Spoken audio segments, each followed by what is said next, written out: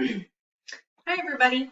This week I wanted to talk about person-centered planning and self-determination and how that kind of all comes together. So, a big piece of the work that I do is forming treatment plans, implementing treatment plans.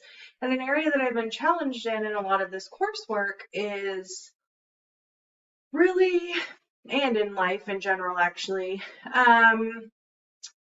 really letting go of my ideals and what I might prioritize as a need, and really listening to what our clients have to say. So, in the program that I run, slash, where I'm doing my internship, I oversee 10 clients. We have one vacancy currently in our apartment building, and all of them have an individual treatment plan. The end goal for all of them should be independent living. Now, that being said, I have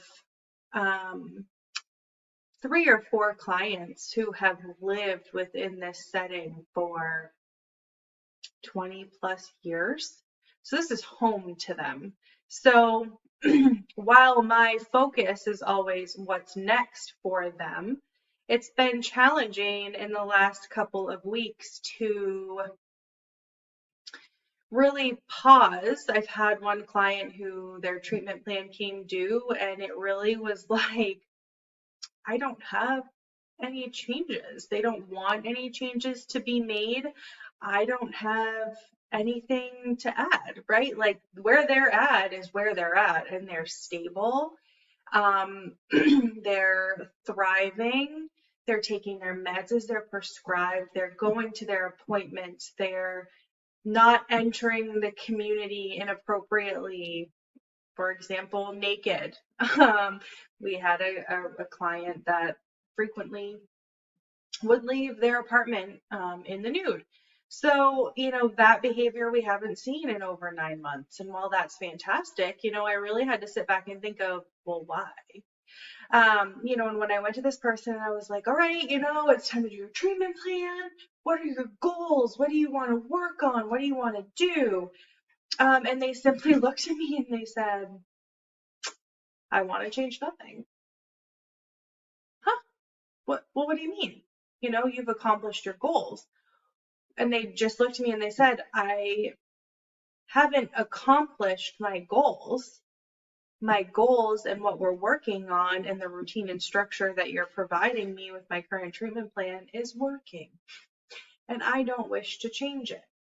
And so I really had to wrap my head around the fact that a level of care lesser restrictive than what we give may not be in the cards for this individual. And we need to normalize that that's okay. We've gotten a lot of push recently that PNMIs are just to stop along someone's journey and it should be a 2-year one and done. Well, sometimes people this is the best that they can function. And that's okay. And so for my client to very clearly be like, I want to change nothing, and express that, they're right for self-determination and determining what they do need, I really had to take a step back and be like, you're right, and I need to engage in person-centered planning, which is the basis of what we do, and we do it every day. And it really was, pretty humbling too, that I was like, oh, well, it's not my needs over, yours, because at the end of the day, when I leave work, I'm not impacted by their decisions. I'm not impacted by the services they're receiving. I'm simply there to provide them and guide along the way. And so, I just really had to accept that for them, this is their life, and they thrive and show progress in different ways that maybe aren't as big as having their own independent apartment or being completely independent with their medication administration or, not needing a prompt to bathe. Like, the fact that they're able to now come to me and say, I haven't gone out of my apartment naked in over 9 months.